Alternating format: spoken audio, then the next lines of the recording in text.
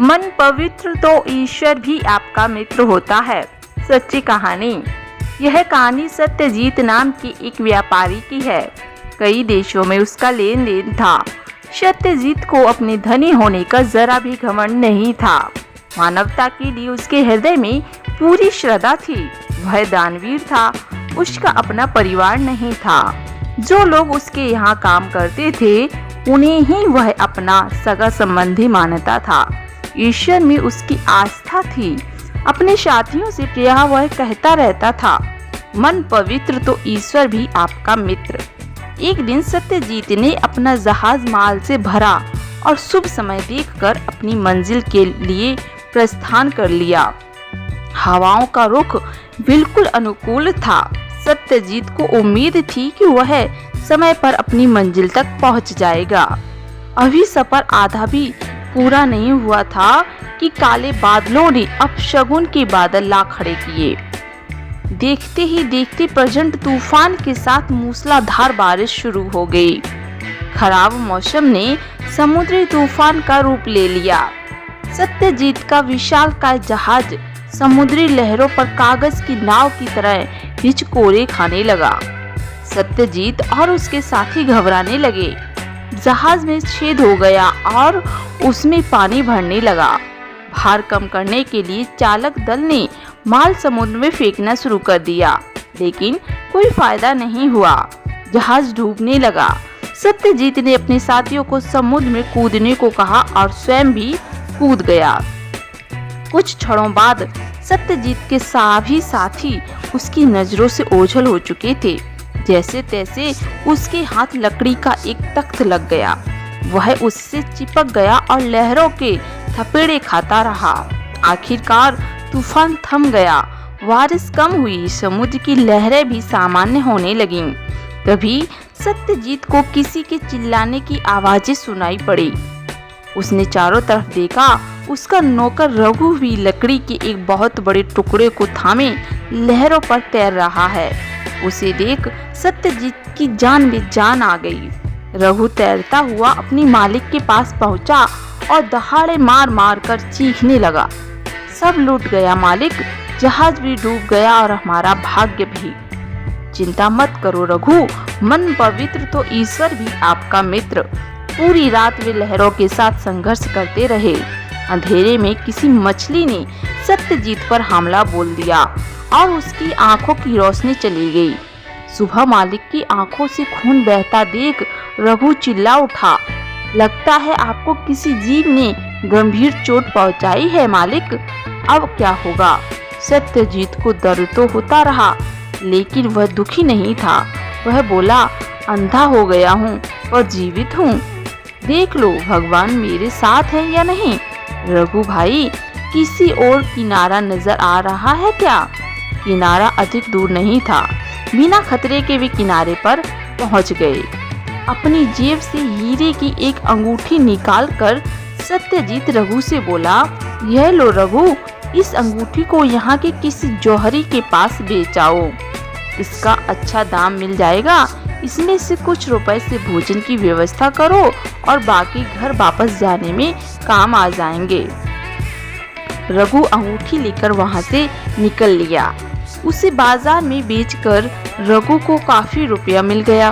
लालच के कारण वह लौटकर गया ही नहीं। बेचारा सत्यजीत भूखा प्यासा बैठा रघु की प्रतीक्षा करता रहा, पर वह नहीं आया।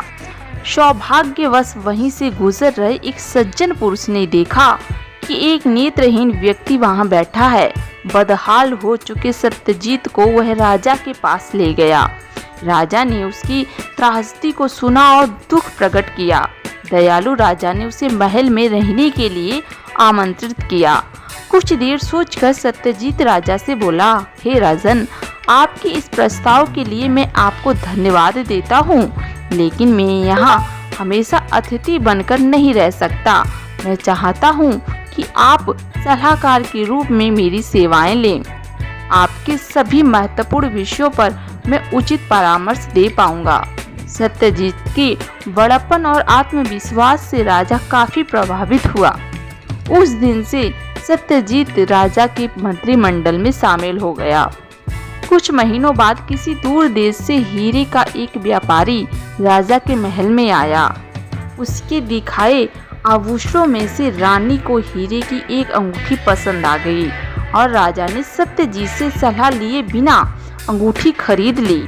सत्यजीत को जब इस बारे में पता चला तो वह राजा के पास जाकर बोला, आपने अपना वचन नहीं निभाया, मैं यहाँ नहीं रुक पाऊंगा।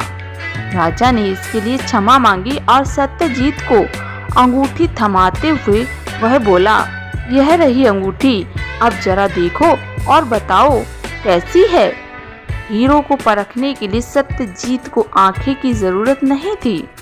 उसने अंगूठी पर अपनी उंगलियां फेरी और चिल्लाया, यह तो नकली है, आप चाहो तो इसे किसी विश्वसनीय जौहरी को दिखा लो। जौहरी को बुलवाया गया। उसने भी अंगूठी और उस पर लगे हीरे देखे और बताया कि इसका कोई मोल नहीं है, ये तो पत्थर है। सत्यजीत को धन्यवाद देते हुए राजा बोला, आज के बाद मुझसे ऐसी गलती नहीं होगी, मैं तुमसे सलाह लेना कभी नहीं भूलूंगा। कुछ दिनों के बाद एक युवक को दरबार में पेश किया गया। लंबा चौड़ा शरीर, हष्ट-पुष्ट, पहलवान और योद्धाओं जैसी उसकी चाल थी। कौन हो तुम और क्या चाहते हो? राजा ने पूछा। मेरा नाम उग्र है, मैं आपके सबसे बड़े शत्रु राजा विभूति के राज्य से हूँ। मैंने विभूति की सेना के प्रमुख के पद पर 10 वर्षों तक काम किया। फिर एक दिन मैंने उसके सामने आपकी प्रशंसा करने की गलती कर दी। इस पर क्रोधित होकर विभूति ने मुझे निकाल बाहर कर दिया। अब मैं जाता तो कहाँ जाता, इसलिए मैं आपकी शरण में आया हूँ। मुझसे क्या चाहते हो? राजा ने पूछा। मैं आप जैसी महान शासक की सेवा करना चाहता हूँ, युवक ने कहा। राजा ने सत्यजीत से पूछा, हाँ सत्यजीत, तुम्हारा क्या कहना है? एक दशक तक राजा विभूति के यहाँ एक उच्च पद पर काम करने के बाद भी अगर यह युवक उसके साथ विश्वासघात कर सकता है तो यह किसी को भी धोखा दे सकता है। राजा ने उग्र का प्रस्ताव अस्वीकार करके उसे विदा कर दिया। सुबह होते ही राजा ने सत्यजीत को बुलवा भेजा। मित्र, मैं किन शब्दों में आपका धन्यवाद करूं? सत्यजीत को गले लगाकर वह बोला, क्या हुआ महाराज? कल रात सुरक्षा कर्मियों ने मेरे कक्ष में घुस रहे एक व्यक्ति को धर दबोचा। यह व्यक्ति उग्र था। उसने स्वीकारा कि मेरी हत्या करने के लिए उसे दुष्ट विभूति ने ही भेजा था। अच्छा किया जो तुमने इसे यहाँ न रखने की सलाह दी। इस घटना के बाद राजा सत्यजीत का आभारी हो गया। उसने सत्यजीत को सुविधा संपन्न घर और ढेर सारा धन दिया। अब क्योंकि संचय करना सत्यजीत के व्यवहार में नहीं था, वह सदा सादा जीवन जीता और अपना सारा धन पुण्यार्थ कार्यों में खर्च कर देता था। एक दिन सत्यजीत निर्धनों को भोजन करा रहा था, तभी उसे एक परिचित आवाज सुनाई दी। उस व्यक्ति का हाथ पकड़कर वह बोला, रघु तुम? जी मालिक जी, मैं। क्या हुआ तुम्हें? तुम्हारी यह हालत कैसे हुई? अपनी हालत क्या बताऊं मालिक, आज आपको यहाँ देख रहा हूँ तो आपके वे शब्द स्मरण आए कि मन पवित्र तो ईश्वर भी आपका मित्र। मालिक, आप सच में देवता हो और मुझे देखिए, आपके साथ रहकर भी मैं उन मूल्यों को आत्मसात नहीं कर पाया। मैंने आपको धोखा दिया, तभी मेरा ये हाल है। आपसे क्षमा याचना करने का साहस भी नहीं है मुझ में। चोरी के आरोप में आप मुझे काल कोठरी में भिजवा दीजिए। रघु, तुम अपने पापों का प्रायश्चित कर चुके हो। सत्यजीत रघु को घर ले गया। उसके हाथ में एक पोटली पकड़ाते हुए वह बोला, ये लो रघु, अपना काम शुरू करो। निष्कपट भाव से खूब परिश्रम करो और मेरी उस बात को हमेशा ध्यान में रखना। रघु विनम्रता से बोला, कभी नहीं भूलूंगा मालिक। सत्यजीत के पांव छूकर वह निकल पड़ा। 2 वर्ष बीत गए। एक दिन सत्यजीत अपने घर में बैठा पूजा पाठ कर रहा था। तभी एक आवाज उसके कानों में गूंजी, मालिक कहाँ हैं आप?